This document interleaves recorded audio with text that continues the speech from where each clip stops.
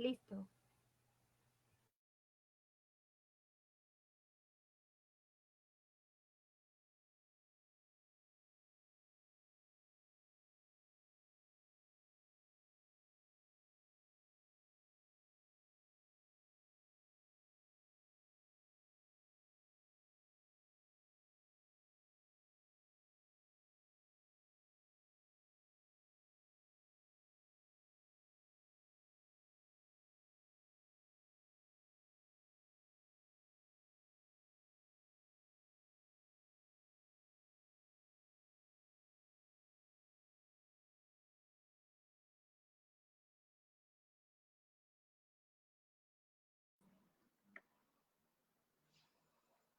No tiene abierto su micrófono.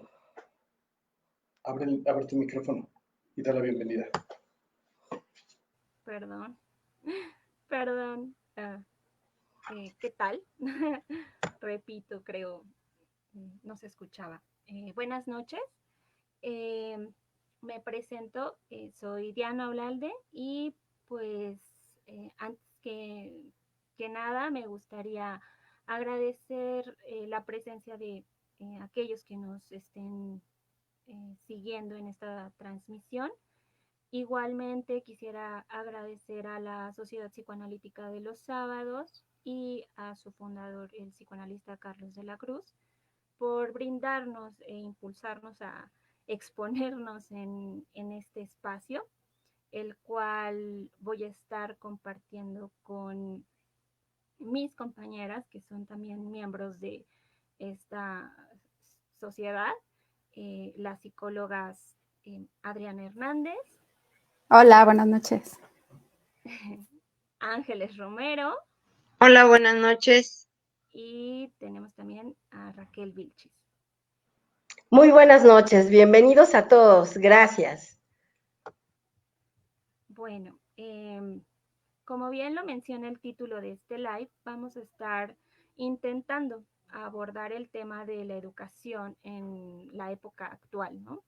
Desde una perspectiva psicoanalítica, y cada una de nosotras intentaremos hablar de este tema desde distintas perspectivas. A modo de introducción, me gustaría exponer el por qué elegimos este tema del que vamos a hablar, del que vamos a tratar. Bien sabemos que pues mundialmente estamos atravesando una situación que vino a irrumpir y afectar pues muchos ámbitos de nuestra vida cotidiana. Ya se ha hablado bastante de este tema desde distintos ámbitos y creo que consideramos oportuno cuestionarnos sobre el efecto que pudiera estar teniendo la cuestión de la pandemia en lo educativo y el lugar que tiene la educación en lo que estamos viviendo, ¿no? De qué manera eh, se está viendo afectada la educación. Eh, Dentro de nuestro quehacer de investigación, me gustaría abordar este tema de una manera metodológica desde la teoría de los cuatro discursos propuestas por el francés Jacques Lacan, eh, el cual desarrolla en su seminario 17, nombrado El reverso del psicoanálisis, donde muestra la relectura de algunos pensadores como Saussure, Jacobson, Lévi-Strauss, entre muchos otros. Haciendo esta relectura, le permite a Lacan formalizar el concepto de lo que es el discurso. En este contexto, Lacan define el discurso como una estructura necesaria que excede con mucho a la palabra. Siempre más o menos ocasional, el discurso se toma como una estructura que instaura relaciones duraderas en el tiempo, lazos fuertes que van mucho más allá de lo momentáneo. Incluso del lenguaje verbal, esta palabra dicha, ¿no? De las enunciaciones formales del lenguaje. A nivel general, los discursos se encuentran determinados por el lugar de la gente, o también podríamos nombrarlo el lugar dominante. El primer discurso creado por Lacan es el discurso del amo, en donde el significante amo, representado por este matema simbolizado como un S1, ocupa el lugar de la gente.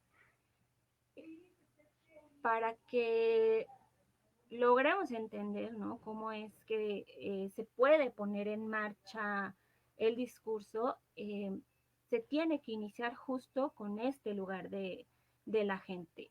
Pensemos en que los discursos, estos 4 discursos que Lacan plantea en este escrito, existen 4 lugares que son inamovibles, ¿no?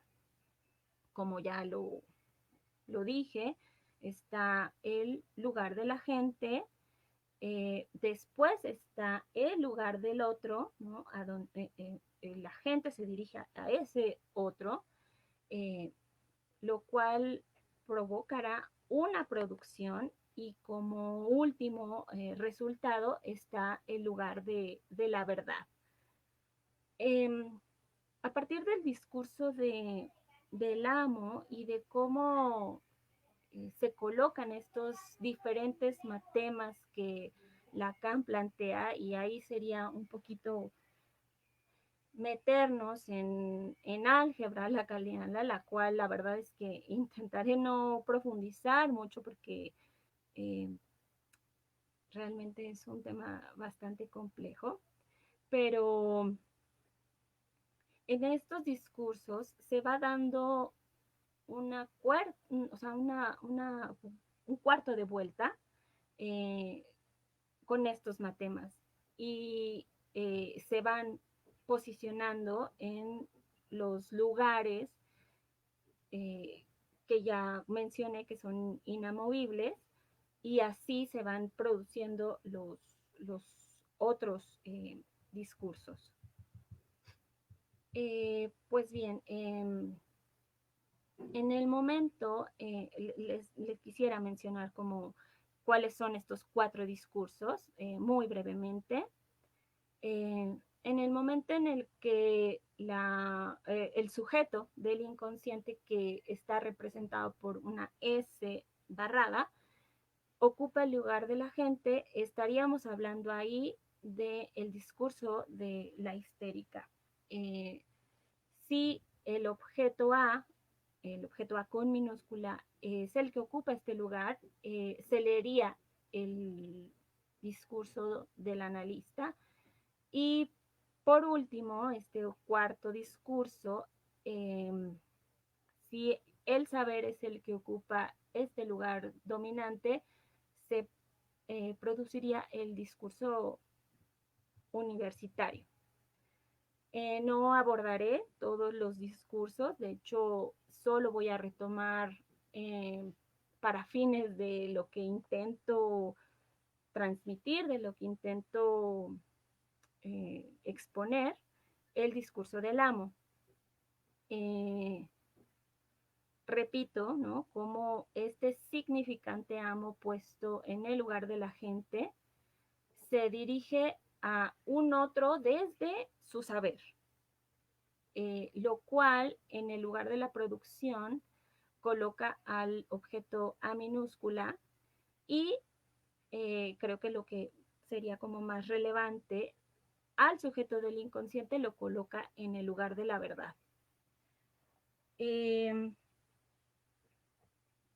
Para que Lacan creara estos discursos, toma como punto de partida una obra que se llama Fenomenología del Espíritu de Hegel, y retoma como esta dinámica entre el amo y el esclavo. Que este significante amo se aloja en el lugar de la gente implica la existencia de un orden en el discurso con la finalidad de regular el goce del sujeto. ¿A qué me refiero con goce? Aquí creo que sería necesario abrir un paréntesis para entender de qué se está hablando del goce desde el psicoanálisis, y este debería de ser entendido como la posibilidad que tiene un sujeto de encontrarse con una satisfacción que transgrede los límites de ese principio de placer, ¿no? Es decir, de encontrarse en el sufrimiento, en el displacer, ¿no? Entonces, este discurso lo que intenta es homogenizar a los sujetos para que todo, lo pondré entre comillas, ¿no? Marche correctamente, ¿no? O que todo funcione. En un poquito, ¿no? Retomando esta parte de la álgebra lacaniana que les mencionaba, en este discurso el sujeto se ubica en el lugar de la verdad, ¿no? Esto que les mencionaba que era importante como retomar, lo que implica que la verdad del sujeto se encuentra reprimida. En este discurso, para el amo, no tiene importancia la pregunta por la división del sujeto o de su deseo, ¿no? O sea, no le importa sus inconsistencias, no le importan los síntomas, no le importa el sufrimiento. O sea, al amo lo único que le importa es que las cosas funcionen como deberían de funcionar. ¿Por qué retomo, ¿no? ¿Por qué le doy una vuelta en esta teoría de los discursos, hablando sobre esta cuestión de la educación, ¿no?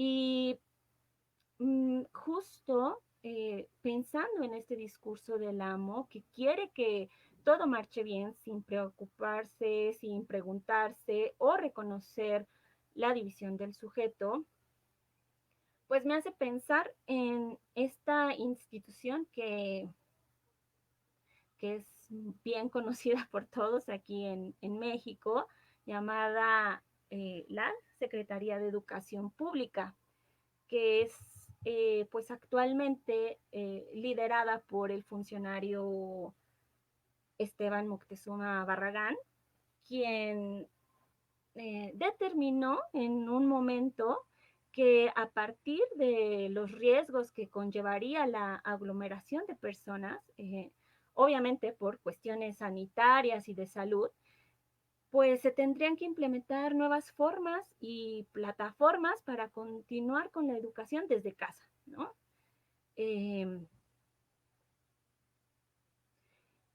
Entonces, cuando se menciona esto, ¿no? Como de esta nueva forma de aprender en casa, menciona que tanto el ciclo escolar pasado, ¿no? Que fue cuando, como a finales del ciclo escolar se dio pues esta pandemia, así como el ciclo actual, no se iban a perder, o sea, y pondría en letras mayúsculas el que no se perderán estos ciclos, ¿no?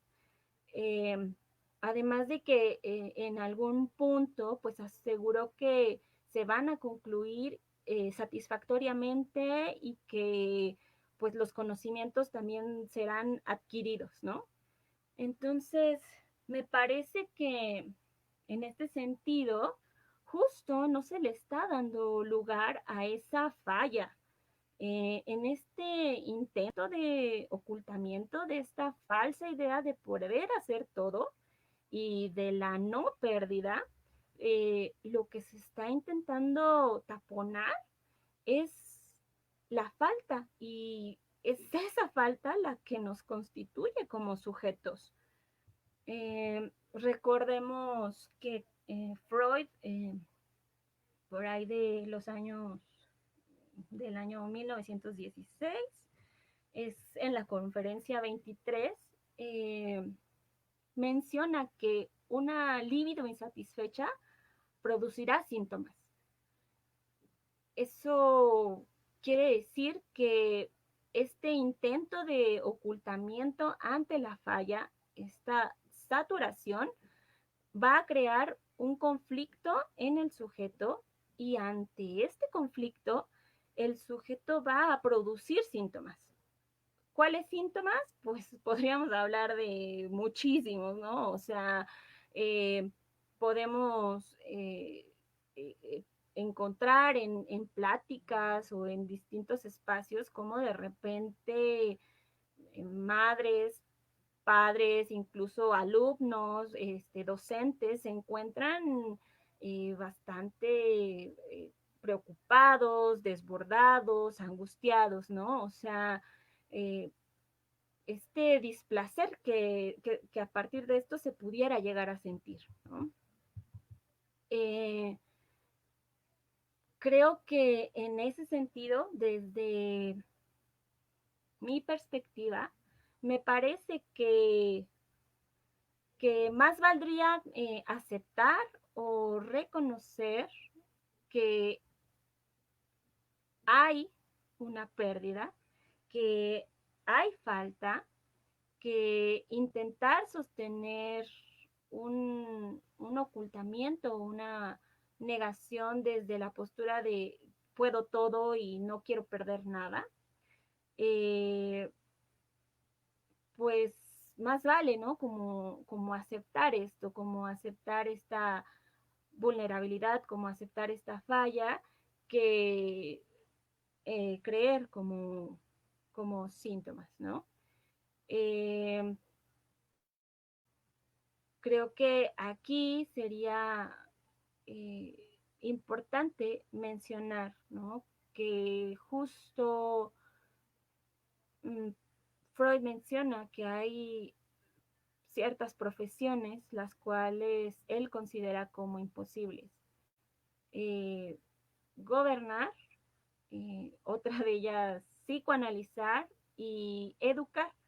Y creo que las plantea en esta cuestión de imposibles, en el sentido de que los resultados no son completamente satisfactorios.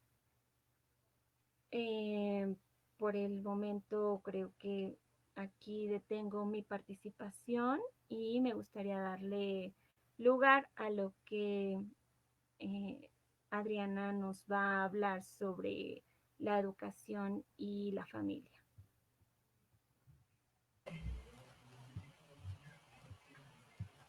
Gracias, Diana. Buenas noches. Muy valioso tu aporte para entender esta parte de cómo se juega el sujeto en el discurso, ¿no? Como bien lo mencionas, yo hablaré un poco y a grosso modo de la importancia de la familia en la formación de la estructura psíquica del infante. Definitivamente creo que no podemos hablar de educación sin antes hacer hincapié en el impacto que tiene todo ser humano la familia, ¿no? Ya sea la familia de sangre, la familia adoptada, incluso la familia que elegimos, ¿no? Sea cual sea el significante que el inconsciente tome para poder construirse. Freud y Lacan proponen a la familia como una estructura simbólica y al niño como un sujeto que se forma e inscribe en una cultura o sociedad. Con simbólica me refiero a ese significante que para un sujeto representa cada figura que se encarga de la construcción de su psique, de esa particularidad que tal cual lo va a definir como sujeto.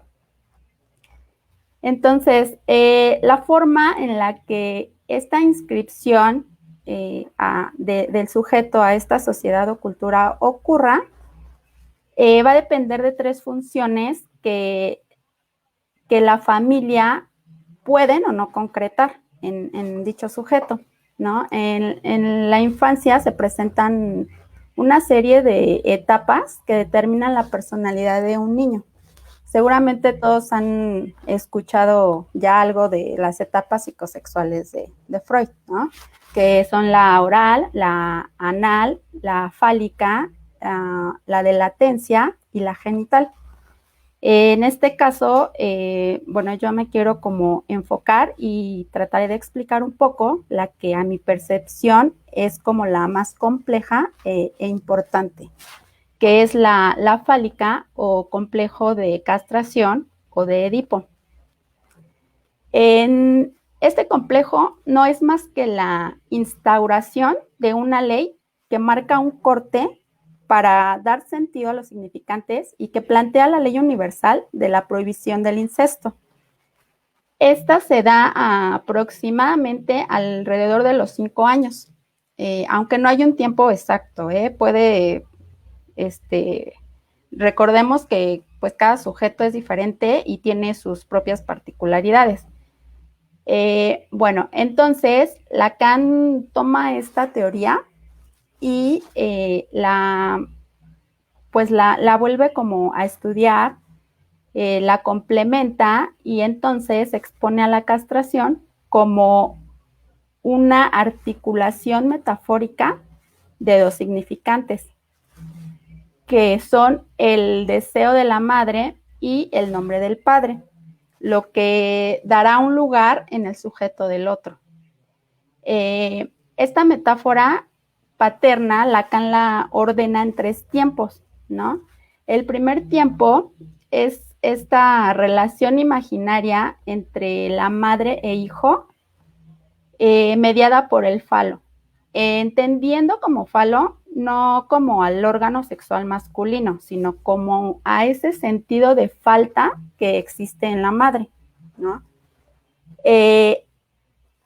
En la que el niño aliena una imagen de completitud en la madre, ¿no? Cree que la llena y que nada le falta porque lo tiene a él, identificándose como su objeto de deseo. Aquí es donde el yo se forma, ¿no? En esta etapa ambos gozan de la posición asumida y, bueno, esto lo podemos ver cuando vemos a las mamás, ¿no? Decir, es que mi bebé es mi vida, es mi todo.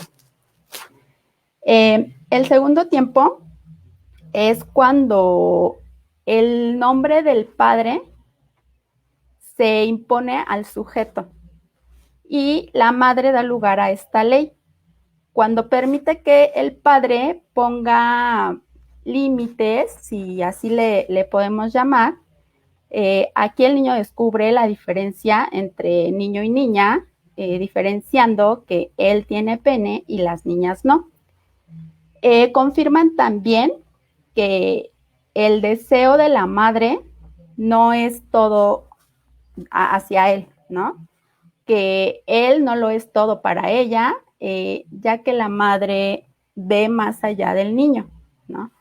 Demostrando así su castración, la cual necesariamente implica la falta en el niño que es separado de esa relación con la madre.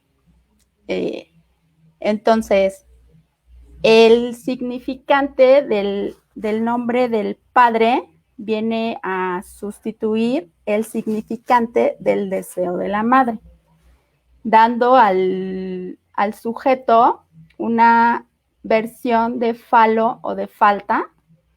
El niño se da cuenta que no es eso que completa a la madre, ¿no? Que más bien ahora él es un sujeto que posee, deja de ser falo para entrar en esa dinámica de tener falo, ¿no? Abriéndose así la famosa pregunta estructurante del ¿qué me quiere?, ¿no? en donde el niño entonces empieza a construir su deseo.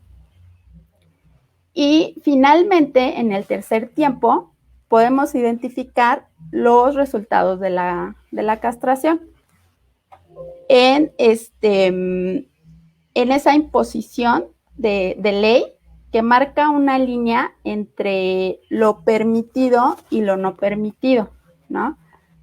Por un lado, se establece el deseo del objeto perdido, que es lo que nos marcará una constante búsqueda de sentido de vida, ¿no? En esa necesidad que nos persigue siempre, ¿no? Donde nunca es suficiente, siempre necesitamos algo más. También en esta parte se establece el ideal del yo, es decir, una identificación con el padre de ser lo que la madre desea y que se constituye por significantes privilegiados del padre y que además son valorizados por la madre. Y por otro lado, Lacan marca, bueno, nos dice que cuando esa marca o corte del lenguaje se da, se hace presente lo real, apareciendo así el super yo, como conteniendo la deuda del padre, ¿no? Lo anterior indica que el sujeto siempre estará en deuda con el padre, porque cuando se hace presente la castración, en realidad no se renuncia del todo a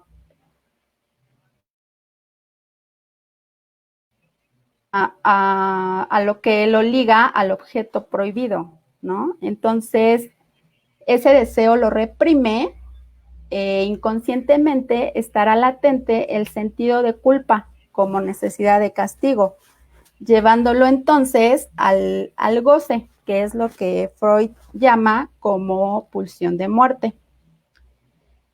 Freud dice que la forma en la que se resuelva o no el complejo de Edipo o castración, el niño va a asumir distintas posiciones frente al deseo de la madre.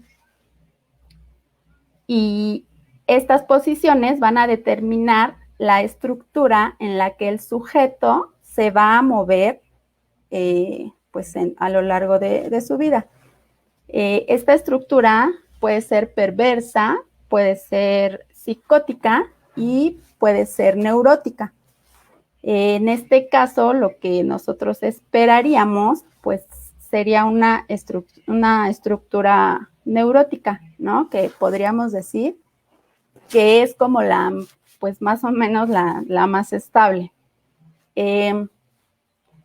La estructura neurótica, en donde podemos encontrar la histeria y la obsesión, se da cuando la metáfora paterna se cumple.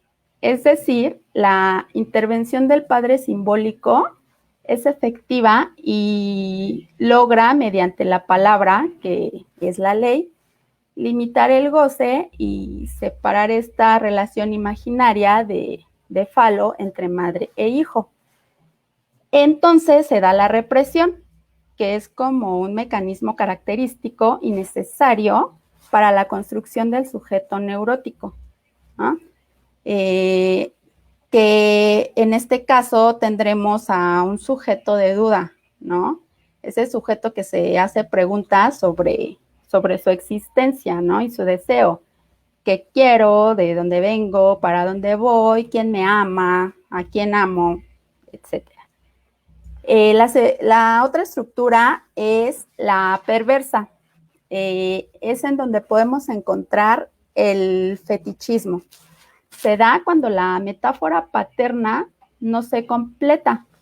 Es decir, la palabra como ley no es suficientemente efectiva como para lograr esta separación entre la madre e hijo, ¿no? el niño permanece en la posición imaginaria de ser el falo que complementa a su madre, ¿no? En este caso, el mecanismo que procede será el de la renegación, ¿no? La ley existe, pero no es aceptada por el niño y entonces tendremos a un sujeto que tendrá certeza de su goce sexual. Y la tercera estructura es la psicótica, ¿no? En esta podemos encontrar la esquizofrenia y la paranoia. En esta estructura, el niño no es colocado en el deseo de la madre, ¿no? Se posiciona como un objeto en el fantasma materno. Es una relación especular y agresiva. El niño forma parte de un objeto más en su entorno de la madre, sin esta carga como libidinal, ¿no? Entonces, en este caso, el mecanismo es la forclusión del nombre del padre. ¿Qué quiero decir con esto? O sea, es su no inclusión, ya que no existe una relación que deba cortarse. Por tanto, queda en el sujeto un vacío en el lugar de lo simbólico. Esta posición psicótica se va a caracterizar por el caos, ¿no? A falta de un ordenamiento simbólico y la vivencia directa de lo real. Es por ello que los sujetos se mueven en esta estructura pues buscando siempre suplencias, ¿no? Que puedan sostenerlos en un mundo simbólico en el cual no fueron incluidos. Bueno, entonces después de saber como a grandes rasgos la formación del sujeto, es importante mencionar que para el psicoanálisis no importa si existe como tal el ser biológico que procreó al infante, ¿no? Sino las figuras, las funciones de las figuras significantes para el sujeto que se encarguen de su crianza, ¿no? Incluso una institución educativa puede fungir en el significante del niño como esta metáfora paterna, ¿no? Esto pues puede ser una gran ventaja teniendo en cuenta los múltiples contextos de estructura familiares que existen hoy en día. Me parece relevante mencionar también que para el psicoanálisis el niño es un sujeto con particularidades de goce y de deseo en formación y como tal es escuchado, ¿no? Se respeta su palabra independientemente del discurso de otras personas que lleguen y pretendan hablar de él y por él. Y bueno, pues ya para concluir, a mí me gustaría dejar como reflexión si en esta nueva realidad, ¿no? Adoptando el término de mi compañero Juan en el live pasado, haciendo referencia a la nueva normalidad, en donde convivimos con nuestros hijos las 24 horas del día, ¿qué tanto estamos nosotros reconociendo o dando ese lugar de sujetos a nuestros pequeños en casa, ¿no? ¿Qué tanto los escuchamos y tomamos en cuenta? ¿Qué tanto los anulamos por ponernos en esa posición de saber y asumir que como son pequeños, entonces no saben lo que hablan o no saben lo que quieren? ¿Qué tanto también observamos sus síntomas que al final reflejan algo y nos dicen mucho de nosotros mismos como padres o como adultos o como familia? Porque ellos son en gran parte ese discurso que los mueve, que ellos estructuran de nosotros a través de la transmisión inconsciente de deseos, de fantasmas, de lo que nosotros les decimos que está bien o mal, de lo que reprimimos en ellos, de lo que les dejamos apalabrar y de lo que no. ¿Qué tanto también estamos amenazando la infancia en este confinamiento, en donde ellos están construyendo su mundo bajo nuestras expectativas, ¿no? Y con base en el mundo que nosotros les estamos construyendo, ¿no? En donde queremos serlo todo y les transmitimos esta intranquilidad que sentimos por la situación, ¿no? En donde queremos desbordarnos y ser padres, maestros, cocineros, profesionistas y amigos a la vez, ¿no? De nuestros hijos. Entonces, valdría la pena, antes de llevar a un niño o a un analista, digo, en mi opinión, ¿verdad? Muy personal, o a un psicólogo, plantearnos la posibilidad de revisar si la ayuda real la debemos buscar nosotros primero como adultos, ¿no? Y bueno, para dar un poco continuidad a este tema, le cedo la palabra a mi compañera Ángeles. Gracias. Gracias, Adriana. Bueno, retomando lo que han comentado mis compañeras y para relacionarlo, se dio una introducción, se habló de la familia y quiero como enlazarlo en lo que es la educación y el lazo social. El lazo social es un modo particular de ser o estar con alguien más, ¿no? Con un semejante, que supone a individuos dispuestos a establecer relaciones entre sí, ya sea por inclinación natural, ya sea por necesidad, por interés. Pero el lazo social desde el psicoanálisis es la relación con otro que determina la formación del aparato psíquico y la forma en cómo éste se va a relacionar con otro, con sus semejantes. Esto puede alterar o modificar al sujeto insertando huellas que vienen desde el marcaje producido por la voz de la madre, el olor de la madre, o bien, como mencionaba mi compañera Adriana, no necesariamente la madre, sino la persona que realiza la función. Es decir, puede ser la abuelita, la nana, la tía, o sea, no necesariamente la madre, ¿no? Hasta que este sujeto realice como la representación de lo que va a significar el mundo externo para él. Hoy en día, pues estamos viviendo como un cambio significativo porque fue un contexto que no se esperaba, ¿no? Lo que es la pandemia. Desde hace 6 meses hemos tenido que lidiar, todos en general, con esta situación y ahorita principalmente lo quiero abordar desde la educación, ¿no? Sobre la educación y el lazo social, que ¿qué es lo que ha traído la pandemia con el lazo social? Nos despertamos un día, nos dijeron en las noticias que pues que llegó un virus y que tanto el trabajo como la educación pues se tenía que suspender, ¿no? Labores, escuela, y los niños tendrían ahora que tomar sus clases a través de la televisión, la radio, e incluso las personas que tienen como el acceso a internet, pues a través de plataformas, ¿no? Pensaron que iba a durar un mes y pues se ha extendido ya a 6 meses, ¿no?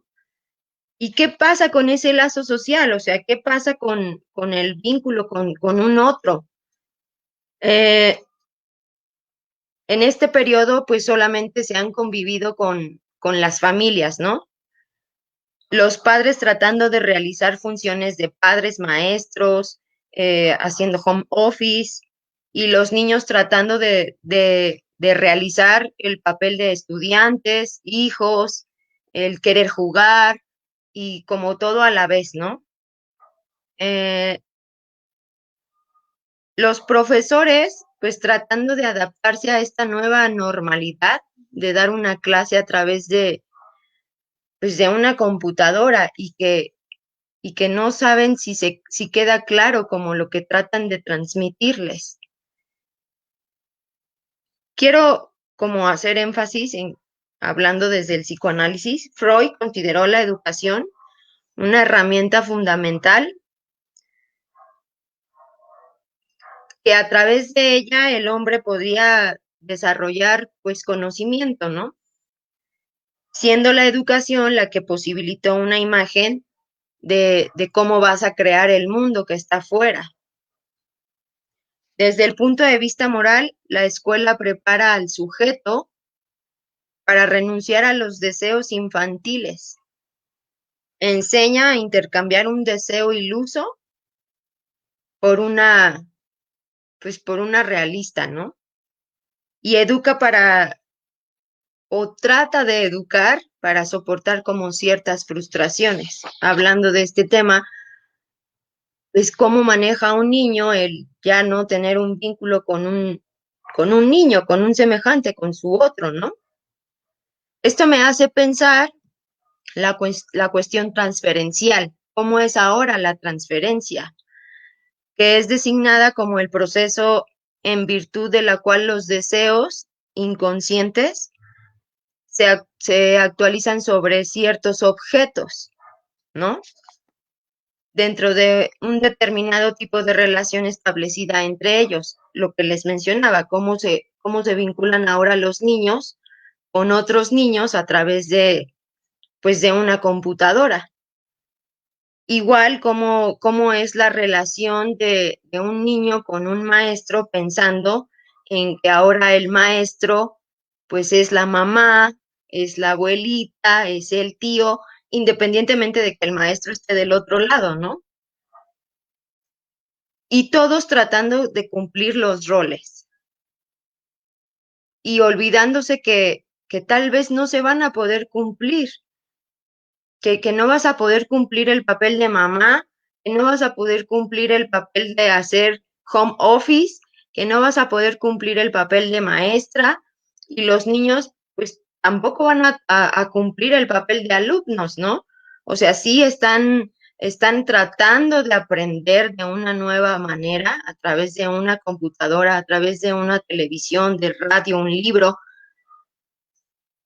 pero igual no va a ser lo mismo, ¿no? O sea, van a tener que adaptarse a esta nueva normalidad de tener esa relación a través de estos aparatos, olvidándose como del lazo que antes se forjaba. ¿Y a qué voy con esto? Me gustaría abordar esto desde Freud, pensando que tal vez ahora la nueva forma de aprendizaje de un niño pudiera ser a través del juego, ¿no? Me gustaría mencionar una anécdota en la que Freud observó a su nieto jugando con un carrete de hilo, el cual aventaba, bajaba la cuna, haciéndolo desaparecer y aparecer. Al aparecer y aparecer, estoy tratando de explicar cómo la relación que tiene un niño con su mamá, ¿no? Que aparece y desaparece. Mientras jugaba, lo escuchó decir fort, que significa aparecer, y da cuyo significado el desaparecer.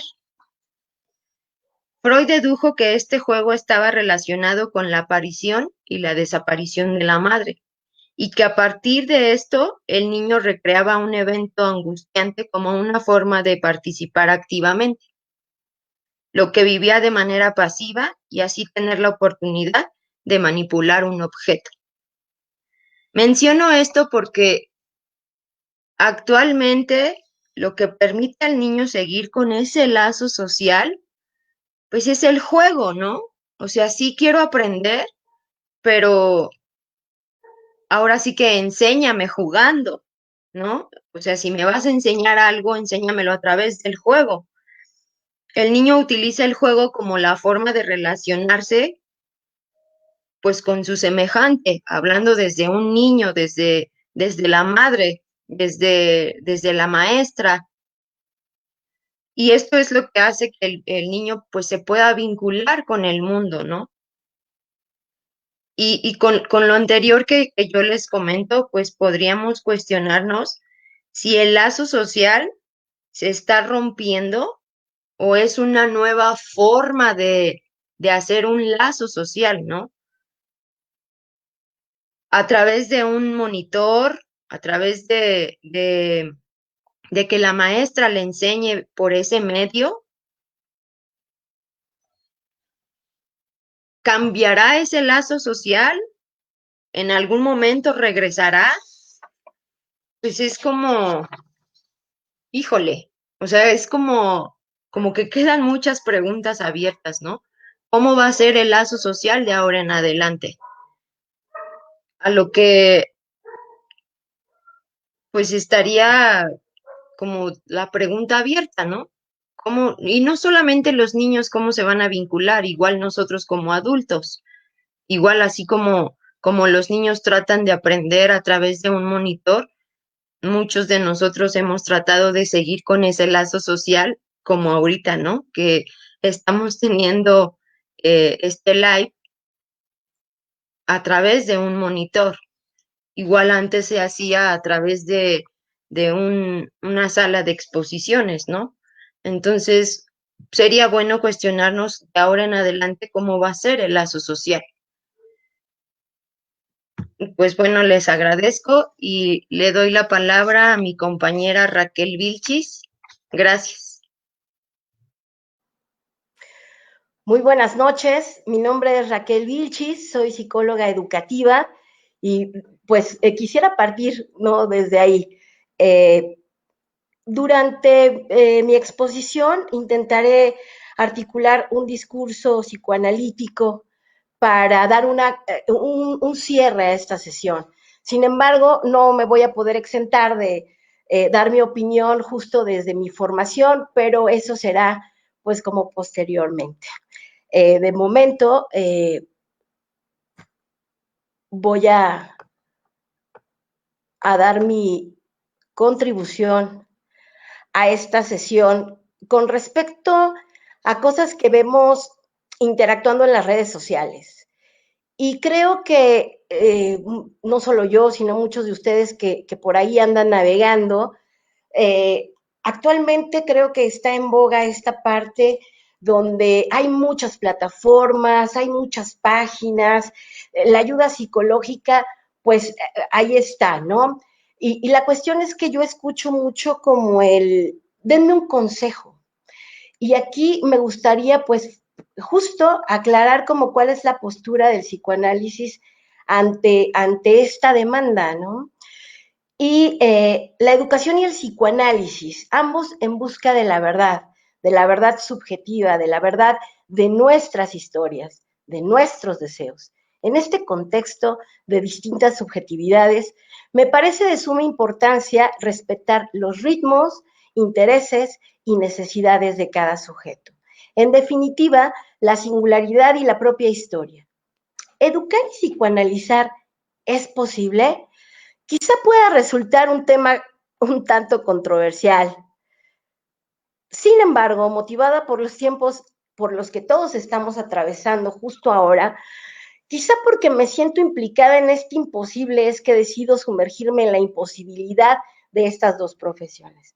Porque como educadora, así como sujeto, me atraviesa la impotencia, la imposibilidad, por lo que intento hallar una relación entre educación y psicoanálisis que me satisfaga. Abro paréntesis y reflexiono junto a Lacan. ¿Qué será lo que los gobernantes tienen que dar a sus gobernados? ¿Para producir qué? ¿Un buen gobierno? ¿Un progreso de la tarea civilizadora de goce sin límite, al límite de la ley que posibilite el deseo? A la vez, tomo a Norberto Ferrer para dar comienzo a este crucero de imposibilidades. El psicoanalista no educa ni gobierna y debe estar muy advertido acerca de los ideales que dirigen la acción educativa y política que inevitablemente intentan sugestionar, domesticar, moldear, inhibir, prohibir o sojuzgar el deseo de las personas. Creo que desde el psicoanálisis lo que intentamos o deberíamos intentar es que el sujeto pueda actuar y crear, incluso que el sujeto pueda reconocer su falta, su imposibilidad, lo que dará pie a una organización defensiva más flexible, a un espacio de maniobra o a un sentido del humor que es parte de la capacidad de jugar y de simbolizar. No son los muros de piedra los que hacen una prisión, ni los barrotes de hierro los que hacen una jaula. Pero ¿qué ocurre cuando se atraviesan los límites y su libertad afecta a otra persona? ¿Dónde está el límite? ¿Este límite es cultural? ¿Hasta qué punto vivir con otros coarta nuestra libertad? ¿Cómo conciliar el principio de placer y el principio de realidad? Esta es la apuesta de la socialización para poder vivir con los demás, para formar parte de una red social, es necesario reconocer que existe una ley, que esto bien lo acaban de mencionar mis compañeras, se establece desde la familia, ¿no? Desde el nombre del padre, y no nos confundamos con que es porque es que papá estuvo ausente. Bueno, sí tiene implicaciones, pero sin embargo, si papá está ausente, porque finalmente esa figura ausente del padre estará presente, podemos pensarlo desde la cuestión en donde abuelos, abuelas, tío, mamá, papá, son los que establecen esta legalidad, ¿no? Cualquiera puede ocupar esta función y por lo tanto los adultos somos los que servimos de continente a los niños, ¿no? A través de nosotros es que conocen el mundo. Esta es la apuesta que Freud describe en el amor relacionándolo con las pulsiones sexuales y la satisfacción libidinal, pero también como garantía de protección y seguridad propio de las pulsiones de autoconservación. El amor como una necesidad para sentirse seguro, protegido, valorado y especial. Apego que instaura desde los primeros meses de la vida y que tras la separación entre madre e hijo, que esto es de lo que hablamos con la introducción del nombre del padre y de la legalidad de la ley. ¿Qué ocurre cuando un niño tiene que renunciar a sus pulsiones y no recibe nada a cambio? ¿Qué pasa cuando un niño no respeta porque se le dificulta? ¿Qué ocurre con tanto déficit de atención? ¿Qué estarán atendiendo? ¿Qué nos estarán queriendo decir con esas conductas desafiantes? ¿Por qué, si me he ausentado por largos periodos de tiempo, me siento culpable por no haber otorgado justo mi presencia y también mi apoyo? Estamos en crisis, es la expresión que llevamos años escuchando, pero realmente ¿es una crisis económica o ha sido la crisis social y existencialista la que ha generado un caos económico y funcional en la cultura occidental? La globalización, el consumismo, el determinismo, el materialismo propios de la era posmoderna intentan borrar la falta que alimenta la cultura del tener. Justo desde la globalización y el consumismo es poseer la falsa idea de que podemos tener todo, silenciando la ley del ser y creando malestar, pues alienan y silencian el deseo. Desafortunadamente, este modus operandi ha llegado a las aulas y el sistema educativo y también está en crisis. ¿Cómo se enseña? ¿Qué lugar ocupa el alumno? ¿Se logra que los niños y niñas sean las personas grandes, responsables de sí y del mundo? Es la educabilidad la que está en juego. Si entendemos esta como la capacidad exclusiva y personal de cada individuo que le permita recibir influencias para construir su conocimiento, debe de haber otra persona con la capacidad de influir. Desde el narcisismo podríamos ver a los hijos como una extensión de nosotros y creer que son un medio para poder ser felices o cumplir a través de ellos cosas que nosotros no podemos o no pudimos. Nos creamos expectativas al confrontarnos con la imposibilidad de lograrlo, sufrimos y muy probablemente recorreremos las salas de los consultorios de terapeutas para encontrar una solución sin caer en cuenta que el problema no son los hijos, sino aquello que los padres colocamos en ellos desde el momento de su nacimiento o incluso antes. Habría que reconocer nuestra falta y reconocer si ha actuado la castración, que nuestros hijos son también faltantes y sujetos deseantes. Bien, es un lenguaje probablemente un poco más sencillo, pero que apunta justo a que tampoco podemos unificar la educación para todos, ¿no? Es revisar como el caso por caso. Desafortunadamente, eso cuando los niños asisten a la escuela no se estaba logrando, ¿no? Ya se hablaba de una crisis. Creo que hemos estado saturados de escuchar los trastornos por déficit de atención, los trastornos oposicionistas y un buen de trastornos que actualmente están atravesando la población muy joven, ¿no? Y entonces el sistema educativo tiene la culpa. Creo que como papás hemos llegado al punto donde la autoridad, el profesor, ya no es una figura de prestigio. Los padres ponemos en duda esa figura de prestigio y por lo tanto tampoco el niño tiene como una referencia o como una guía. Ya no había un respeto por los profesores.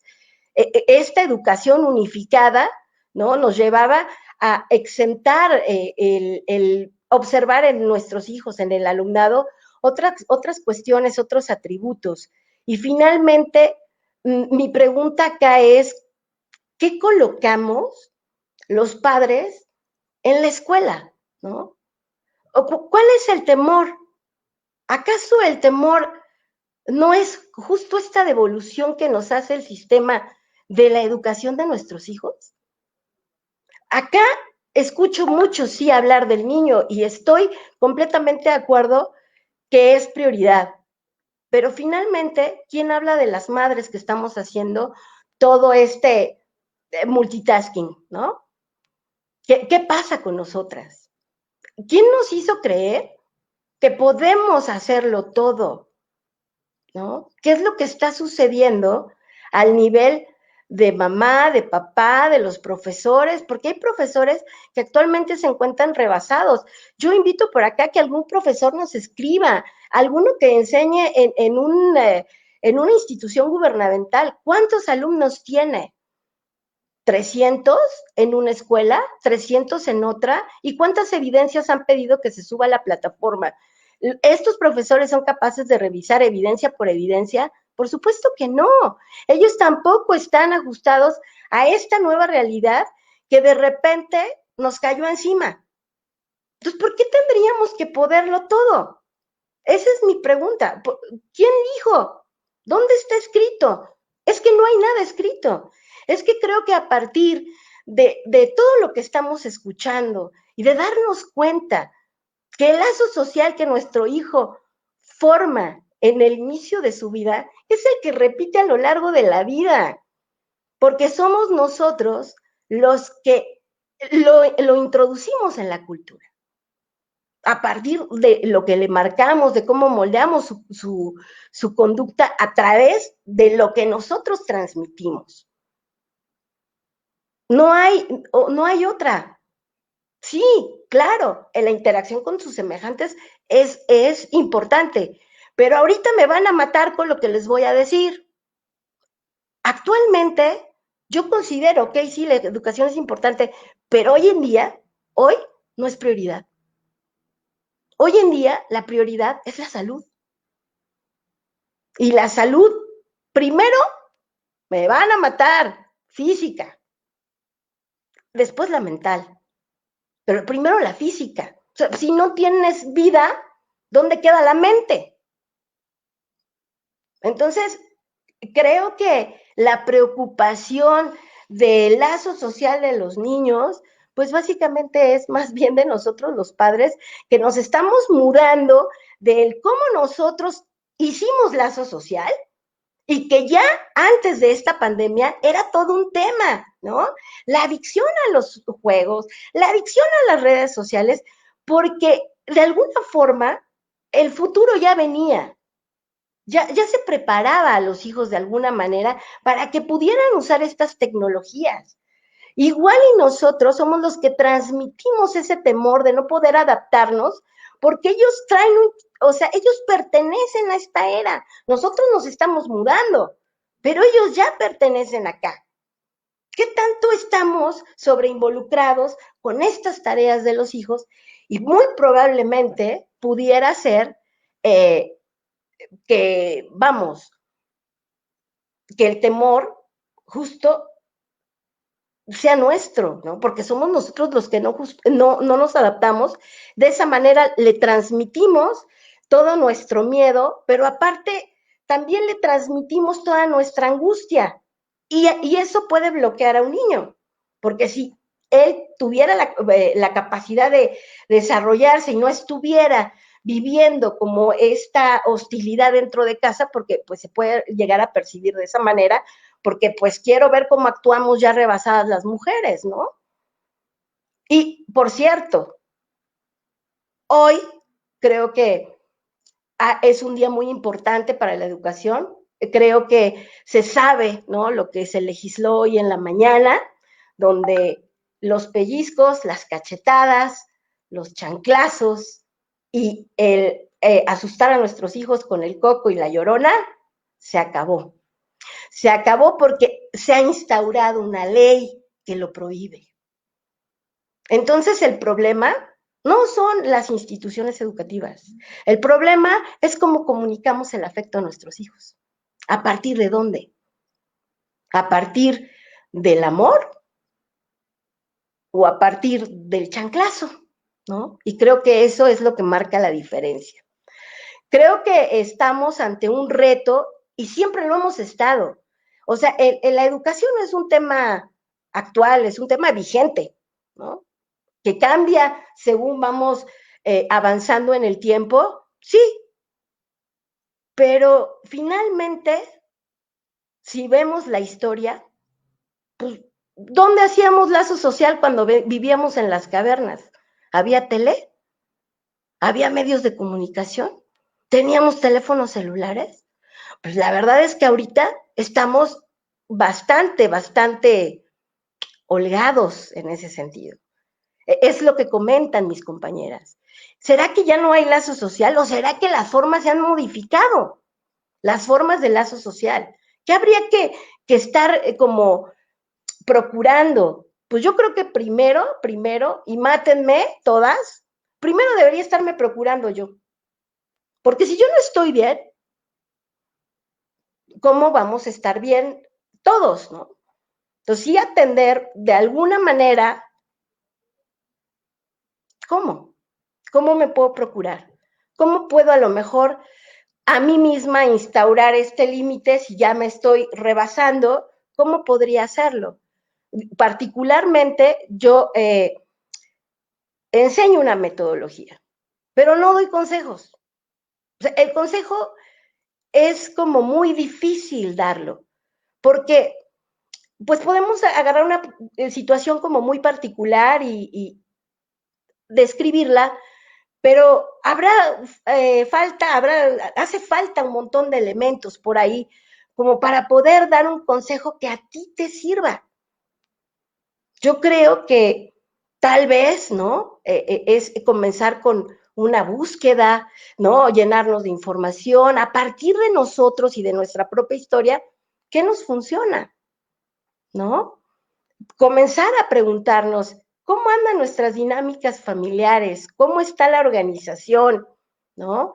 Y bueno, generar estos espacios es justo el propósito de generar ideas para que posteriormente en la creatividad surjan respuestas. ¿Qué respuestas? Las tuyas, las que tú tienes para tu familia, las que mejor te acomodan. las que te funcionan a ti, donde tú te sientas cómodo o cómoda. Creo que el propósito de hoy es poder mostrarnos solidarias en este momento y poder enviar de alguna manera pues un mensaje de esperanza, ¿no? De la esperanza de que la vida continúa y de que de una forma o de otra, como lo ha hecho la humanidad hasta ahora, encontraremos la manera de seguir. Y justo, todo no se le puede dar a los hijos. Nosotros tampoco podemos tener todo, porque en el tener todo vamos perdiendo la ocasión de convivir con ellos, vamos perdiendo vida. Entonces, quizá es replantear las prioridades. Probablemente, si tú estás rebasada en esta situación, si te sientes sobrepasada, ¿no? Si hay ocasiones en que te sientes perdida, creo que es muy válido. Se vale no poder. ¿Por qué tendría que poder con todo? ¿Por qué tendría que poner la prioridad la educación? No sé si por ahí es como que va mi prestigio como papá involucrado, ¿no? Pero si yo no pudiera en cierto punto ayudar a mi hijo, particularmente, yo creo que no pasa nada. No pasa nada porque está vivo. No pasa nada porque está aquí. No pasa nada porque yo estoy con él. No tendría por qué pasar más. Muchas gracias.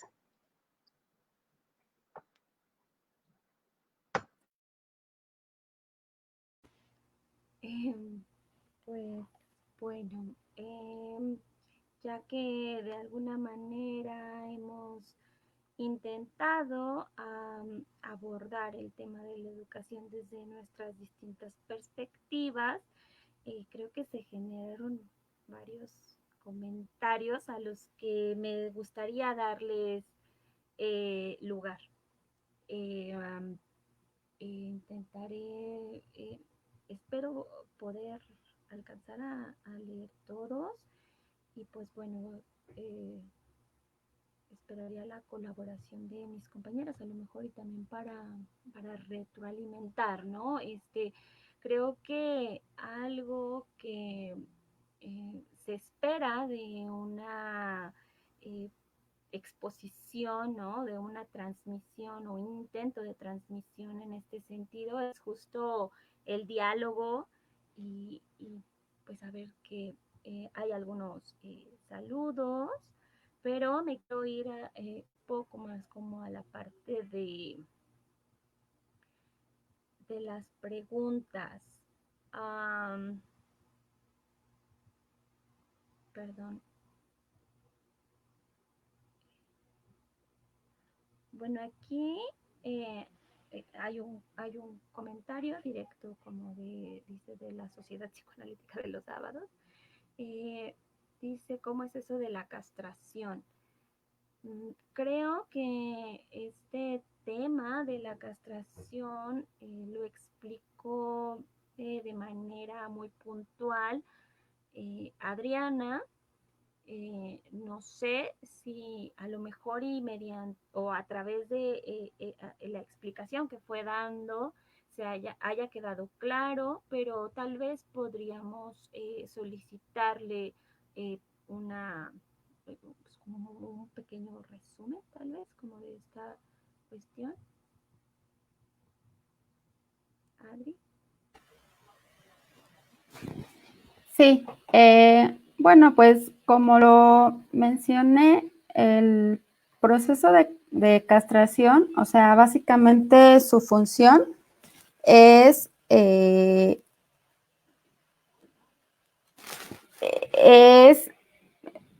pues, no sé cómo nombrarlo, esta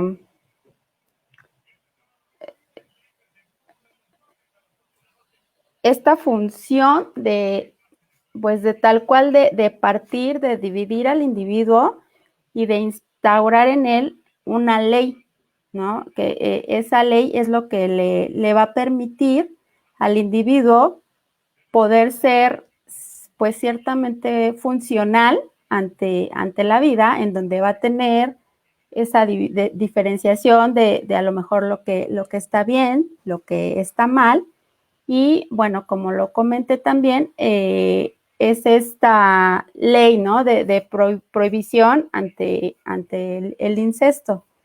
O sea, como este establecimiento de límites.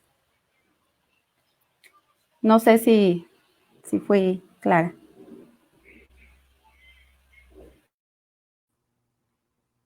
Claro, lo mencionaste justo en el momento de tu exposición, justo como en esta relación entre madre e hijo y que pareciera ahí eh, pues muy simbiótica, ¿no? Entonces, justo la castración tendría que ver con la introducción y la separación de esto, justo intentando lo que decía Adriana, ¿no? Como de esta formación y la separación del yo y no yo. Creo que a partir de ahí pudiera tal vez darle un poco de sentido a esto que se pregunta. Eh, Luego me gustaría, eh, esperen un momento, perdón. Hay pues un comentario, dice buenas noches, sería muy interesante que hicieran un video para que nos dieran consejos para lidiar, organizar y alguna técnica para apoyar en el manejo de las emociones con la educación de los hijos y el estrés de trabajar simultáneamente en casa, ¿no? Gracias por la plática. Eh, eh, Me gustaría como tomar un poquito este comentario.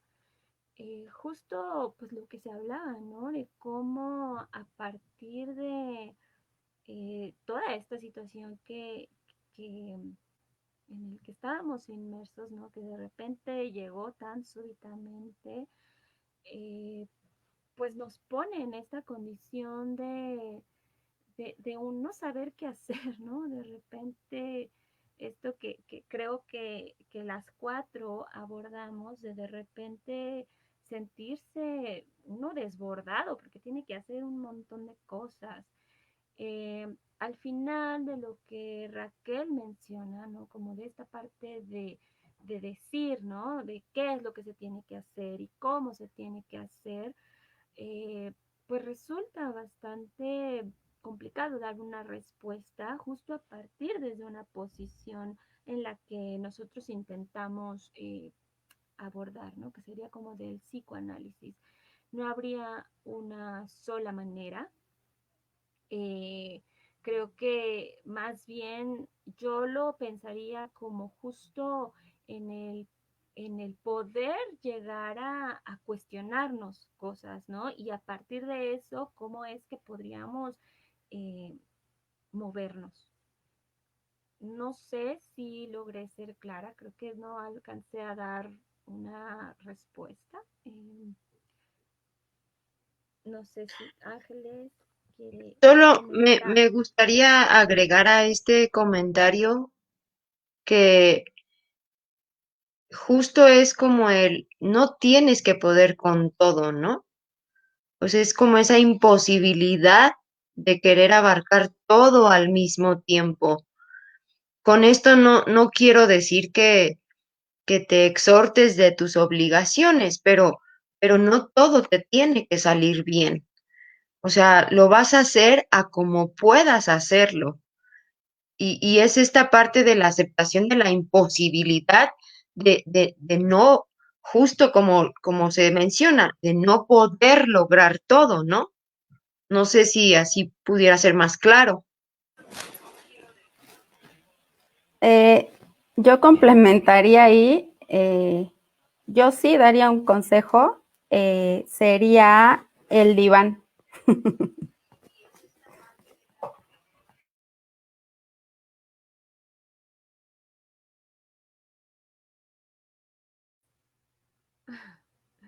Bien, Adri. Eh, Me paso a otra pregunta. Eh, Permítanme, aquí la tenía.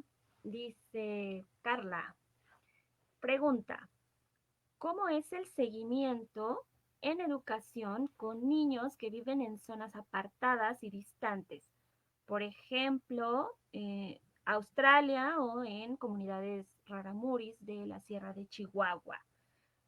Su forma de vínculo socialmente, y se abre como la pregunta, ¿es un problema? Eh, Cuando nos reunimos, nosotras cuatro, intentando abordar este tema, nos dimos cuenta que, híjole, hay mil maneras bueno, mil ramas o mil enfoques en el que nos pudiéramos hablar, pero justo pensamos de repente un poco tratar de acotar el tema. Definitivamente esta cuestión de la educación da para mucho más.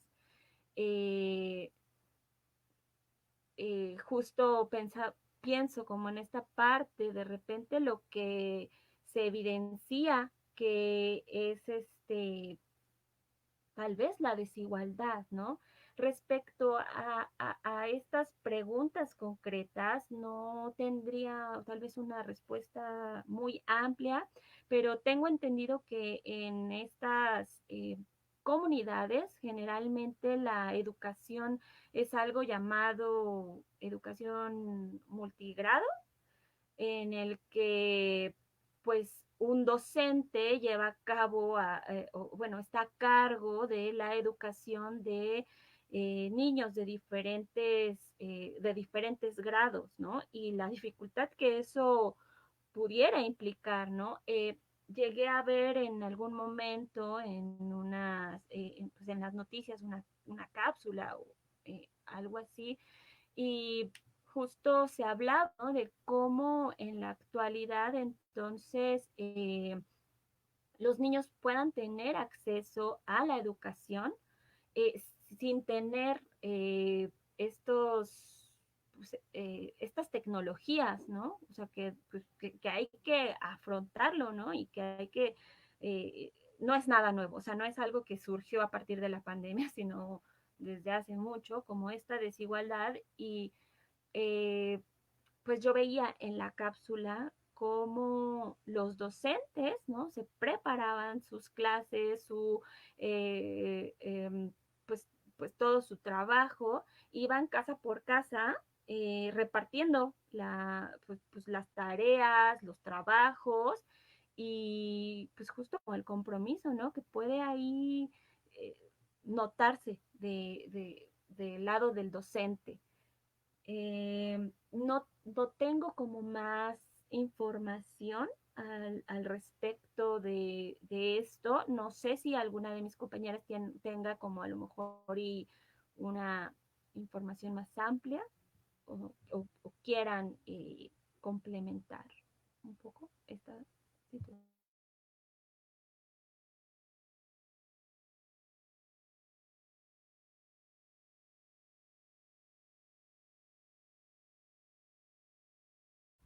Ok, pensé que a lo mejor alguien quería aportar algo.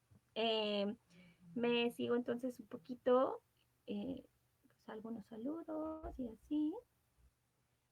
Eh, un comentario de Connie que dice, como afirmando, ¿no?, como eh, lo que se expuso, como las redes sociales también nos ponen en crisis y generan nuevos lazos. Y estos siguientes comentarios son los que creo que me parece interesante como poner a discusión.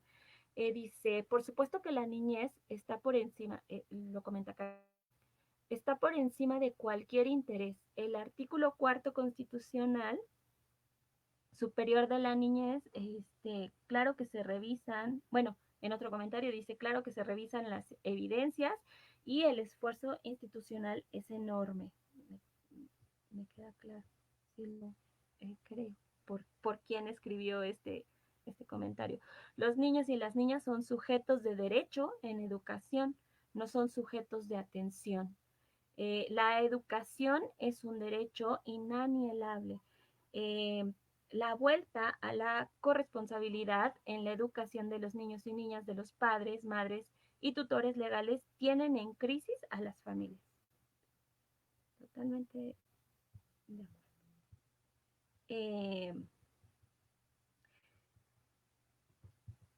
Más adelante, bueno, no sé si alguien quisiera comentar como sobre esto, pero bueno. Más adelante hay otro, Talía. Hola, Talía. En la relación. Perdón, a mí me surge una duda. O sea, los niños tienen derecho a la educación, pero ¿qué comprendemos por educación? Porque finalmente, o sea, es que la educación no nada más es la educación que se imparte en las aulas, y eso es a lo que me refiero. O sea, la educación viene desde casa, o sea, hay educación formal e informal. Entonces, maneras de educar, esas son las que hay muchas. Gracias, Raquel. Dice, retomo el comentario que iba a leer. En la relación madre-hijo, el hijo cobra un valor fálico al identificarse como el objeto del deseo de la madre. Esto bien podría representarse como frustración de la madre como mujer y que representa ese niño su madre. ¿Alguien quisiera responder? Le trato de dar ahí lugar un poquito a esta pregunta.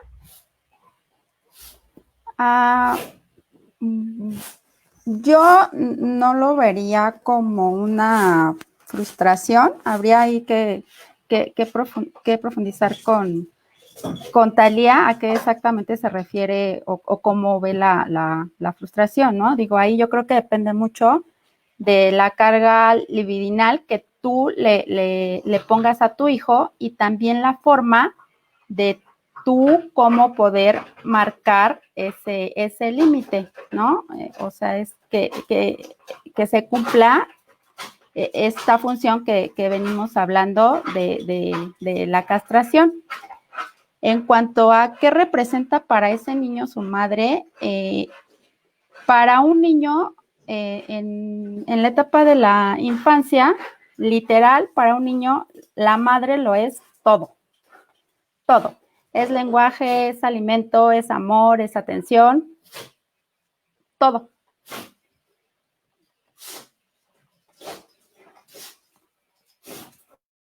Un niño pequeño sin contacto físico, o sea, un bebé, sí podría morir, ¿no?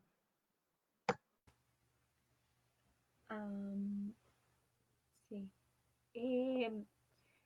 Justo como menciona este comentario de Talía, ¿no? Cómo el hijo cobra un valor, ¿no? Esto que Adriana expuso, ¿no? Un valor de falo. Obviamente tendríamos que pensarlo imaginariamente, ¿no? Eh, y que pues sí, obviamente se identifica como objeto de deseo de la madre. Tiene que haber deseo de la madre para que eh, pues haya eh, hijo. Para que haya vida, ¿no, Sí, Diana? O sea, finalmente cuando tú volteas a ver un hijo de 16 años que te digas que no me quieres, pues sí es un poco difícil de pensarse, porque si no, ¿cómo llegó a los 16 años? ¿No? ¿Quién lo alimentó? ¿Quién lo cambió? ¿Quién le enseñó a hablar? ¿Cómo fue? ¿No? Entonces, ¿cómo poder decir que un hijo de 16 años, aunque le pegue el chanclazo, no lo quiero? ¿No? Y creo que ahí es donde está todo el reto, ¿no? Digo, las formas en que demostramos ese afecto, porque finalmente le puedo dar de chanclazos, pero sí lo quiero. Le doy de comer, o sea, lo quiero. sí. Bueno, perspectiva ahí va un poco hacia otro lado, pero gracias, Raquel. Creo que cuando Thalía menciona esto de que si podría representar una frustración de la madre como mujer, no sé, justo como menciona Adriana, ¿no? Habría que ver, ¿no? ¿Qué nos quiso como decir con esto? Pero a mí me parece, o como intento leerlo, es eh, pensar como igual el asumir que pues que el hijo no es todo para nosotros, o sea, para las mujeres, ¿no? Para la madre, y cómo a lo mejor eso pues nos pueda causar una insatisfacción o una frustración, ¿no? Porque de repente estamos en la mujer, ¿no? No estoy, espero, no estoy generalizando, pero como tal vez se está a la espera de este hijo y pensando que eso va a ser lo que nos va a completar, ¿no? Que con eso ya vamos a ser súper felices y que pues ya nuestra vida es plena y de repente tal vez caer en cuenta de que pues eso no es, pues sí nos pueda generar frustración. No sé si lo que Talia nos pregunta tenga que ver con eso. Yo lo podría responder desde ahí. Eh, Justo lo que dices me parece como muy acertado, ¿no? A lo mejor es como llevarlo vamos a poner un ejemplo, ¿no? Una mamá que quiere un niño de cuadro de honor, ¿no? Y finalmente, bueno, llega a ser madre, mete a su niño a la mejor escuela, ¿no? Le compra los útiles super padres, la mejor mochila, lo lleva a clases como de todo y finalmente, ¿qué creen? Que el niño no es de cuadro de honor, ¿no? Entonces podríamos estar hablando en ese sentido, ¿no? Que creer que ahí está la expectativa, ¿no? Creer que voy a estar colmada porque finalmente, culturalmente, creo que también sí hay mucho en juego ahí como del deber ser, cómo debería ser una buena madre, ¿no? Y entonces una buena madre tiene que ser como muy desprendida, estar como siempre muy al pendiente, ir a todas las juntas, vamos, y puedes cumplirlo y finalmente tener un niño que no saca 10.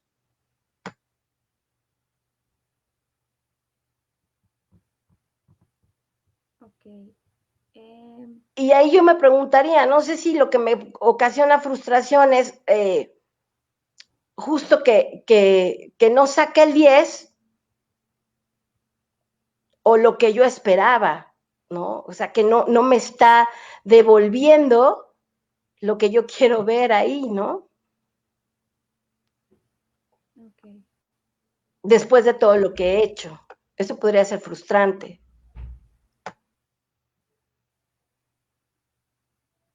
vale.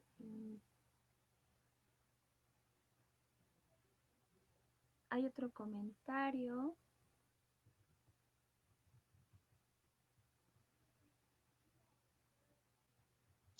Acá dicen, ¿se justifica la violencia por amor? Ah, caray.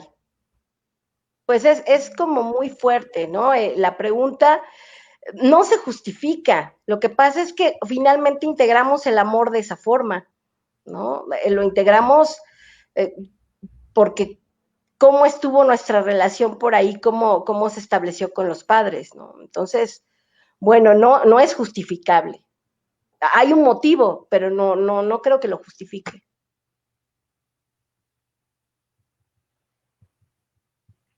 No, me perdí un poquito con lo de eh, algunos comentarios, pero estoy como que leyendo.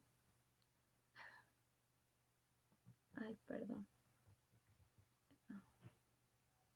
Bueno, creo que hay problema con mi audio, que creo que no se escuchan, perdón, no alcancé a leer los comentarios, no sé si ya tenga bastantes minutos, espero haber podido, no sé, estoy intentando acercarme al micrófono para escucharme un poco mejor. Eh, Hay un comentario acá de Shanti Honey Como docente de un programa social, he notado que niños, niñas y jóvenes se han adaptado con la educación virtual. Sin embargo, los padres ponen ciertas barreras en su aprendizaje, no les dan autonomía en su proceso de aprendizaje.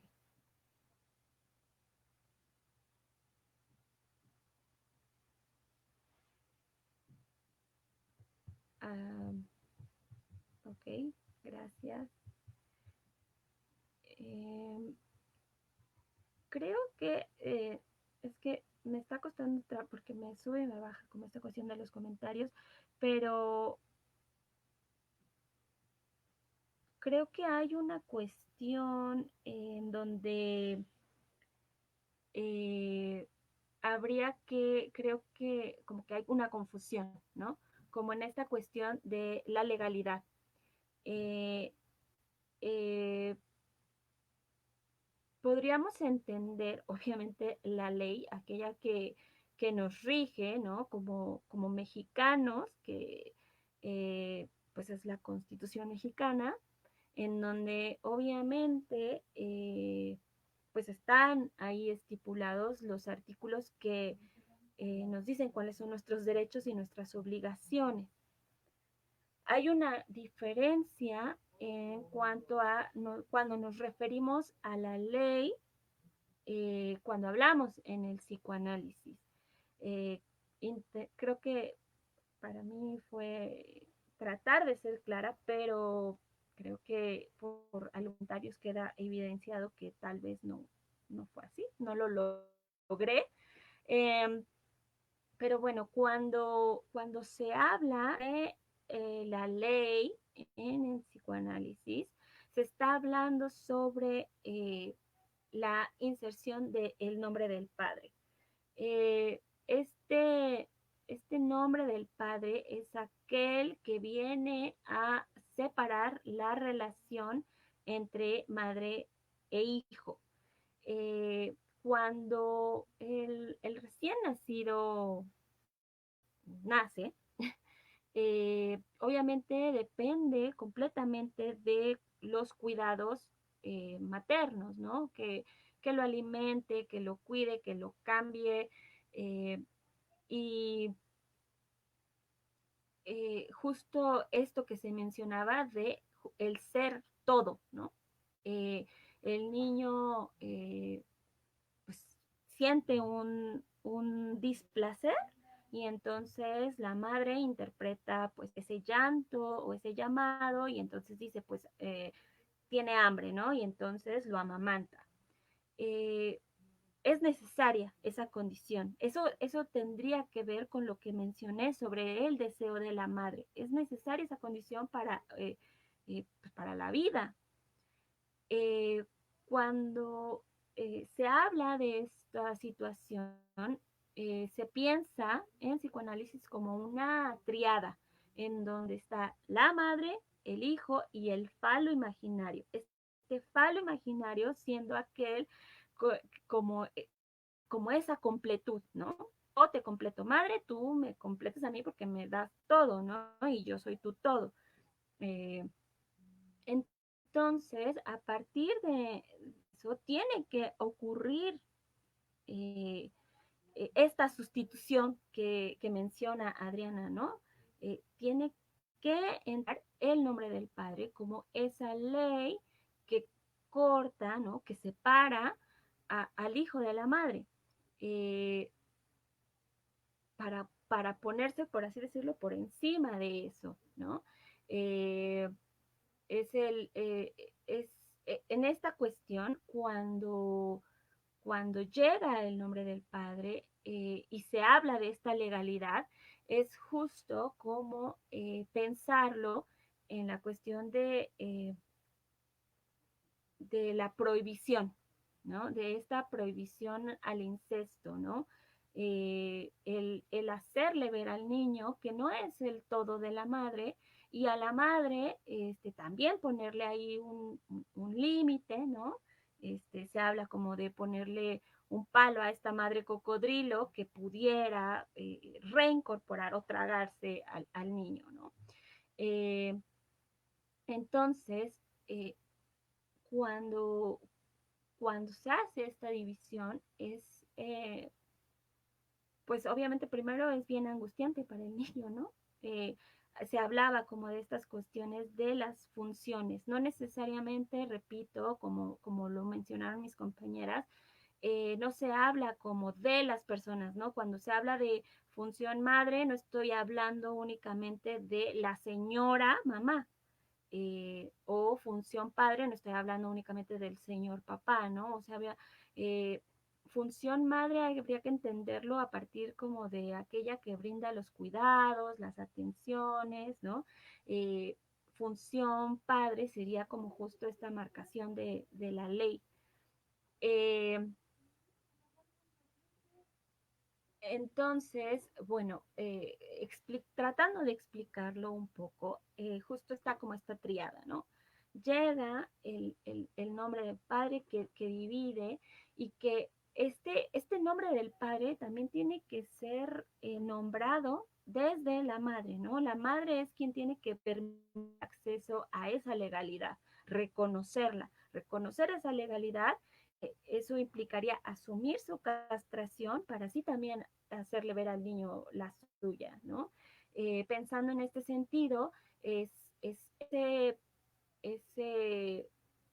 ese padre que en un principio justo se ve como amenazante, eh, como rival. La madre voltea como a esta al padre, ¿no? Como a esta ley, y entonces el niño es cuando se da cuenta, ¿no? Que entonces él no lo es todo, porque está este otro.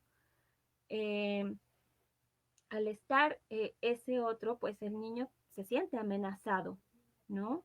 Después hay como un segundo momento en donde ve al padre como rival, ¿no? Por haberle quitado ese lugar del falo, del todo, de ese imaginario. Y después viene otro momento, que sería el tercer momento de identificación, ¿no? Ya se identifica con el padre, entonces ya no lo soy, yo me reconozco como no ser el falo de la madre, y entonces paso del ser al tener, ¿no? Eh, Adriana comentaba, ¿no? Como de estas estructuras psíquicas en donde decía, ¿no? Esperemos caer como en la neurosis, eh, diría yo como afortunada y desafortunadamente somos sujetos, ¿no? Porque estamos divididos a partir de esa ley, eh, en donde perdemos algo. Y digo desafortunadamente porque no va a haber nada que nos llegue a completar. O sea, esa herida, esa llancia, no va a haber manera de como volverla a tapar. Entonces, pues desafortunadamente lo digo así como de, pues no vamos a poder conseguir completarnos, ¿no? Afortunadamente no nos completamos y en ese sentido nos permite estar en movimiento, estar como en búsqueda de eso. Eh, no sé si ahora con esta explicación tal vez un poco más extensa logré tal vez aclarar como esta diferencia, porque leo como algunos comentarios ya, justo, o estos comentarios que leí donde se hablaba como de la constitución, de estos derechos, ¿no? Desde la legalidad, claro, pensada desde dos aspectos totalmente distintos. Creo yo que, como les mencionaba, de verdad, este tema da para abordarlo desde muchísimos aspectos. De hecho, me parece bastante interesante algunos planteamientos que se hacen, ¿no? Había uno que decía que estaría interesante abrir como un espacio en donde se pudiera hablar desde distintos temas, ¿no? Desde distintos puntos más bien, la pedagogía, la antropología, que sería como bastante interesante. A mí la verdad es que eso creo que enriquecería pues esta plática que intentamos abordar. Y pues justo me da mucho gusto haber podido a lo mejor y crear preguntas, ¿no? Que se pudieran como debatir ciertas cosas. Eh, creo que hasta aquí no sé si gusten leer a lo mejor otro comentario que yo haya pasado desapercibido. Es como imposible dar como respuesta a todas las preguntas, ¿no? Lo que tratamos de hacer es justo que surjan esas dudas como para dar eh, esta, pues este chance de que pues se siga haciendo esto, ¿no?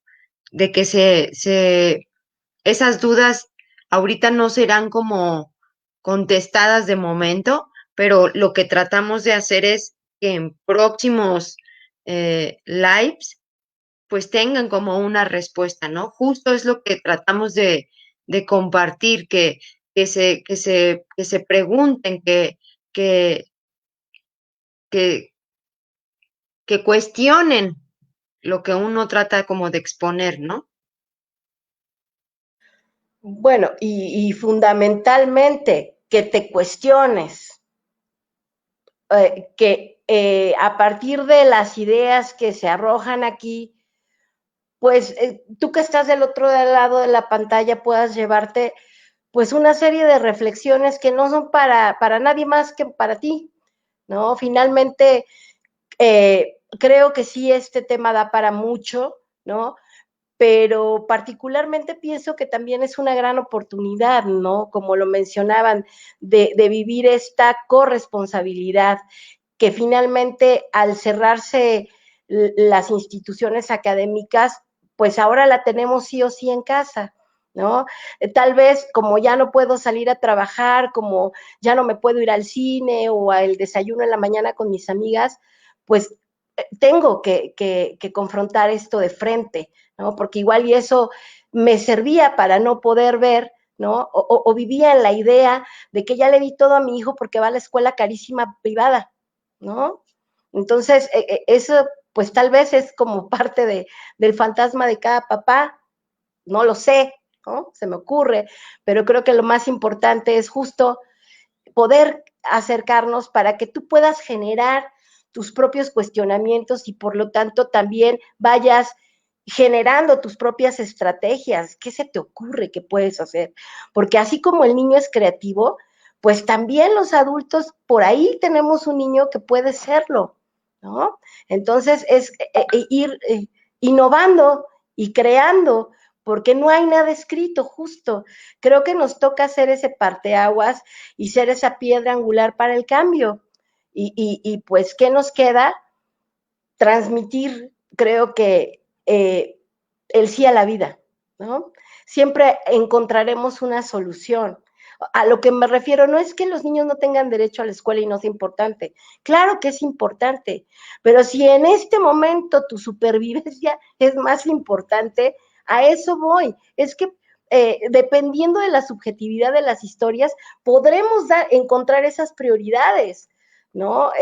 Quizá de momento no se pueda, y eso es lo que habría que aceptar. O sea, tal vez ahorita no, pero no quiere decir que si en algún momento, porque la deserción escolar se va a ir en aumento, pero la cuestión es no quitar el dedo del renglón, o sea, la responsabilidad de la educación no la podemos delegar, la tenemos que asumir. Vale, muchas gracias. Creo que sería prudente en este momento eh, dar por terminada como esta transmisión. Repito, creo que me parece bastante interesante y sí lo dejaría como a opción de que pudiéramos seguir retomando eh, eh, incluso como se planteaba, ¿no? De invitar a otros profesionistas, ¿no? Sería como bastante interesante. Muchas gracias, chicas, muchas gracias. Fue muy agradable haber colaborado con ustedes. Y pues creo que eso sería todo de mi parte. No sé si alguien más quiera brevemente decir algo para cerrar. Gracias a todos por sus comentarios y pues nada, aquí seguimos. Igual agradecer a todos, espero que pues hayamos podido aportar algo nuevo, algo que nos deje pues algo para reflexionar, ¿no? Y para justo como lo mencionaban mis compañeras, para movernos, ¿no? A buscar respuestas y sobre todo a adaptarnos, que al final, como dicen, ¿no? Es el que sobrevive, es el que primero se adapta. Entonces, mejor busquemos esas opciones. Pues ante todo, agradecer su presencia, ha sido un honor que nos acompañen, ha sido un honor trabajar con ustedes, chicas. La verdad es que hay todo un conocimiento ahí muy extenso por parte de la doctora Diana, que francamente creo que nos deja como muy grato sabor de boca con respecto a la teoría. Finalmente, pues yo defiendo un poquito mi postura personal ante esta situación y lo quise compartir más como desde ahí, ¿no?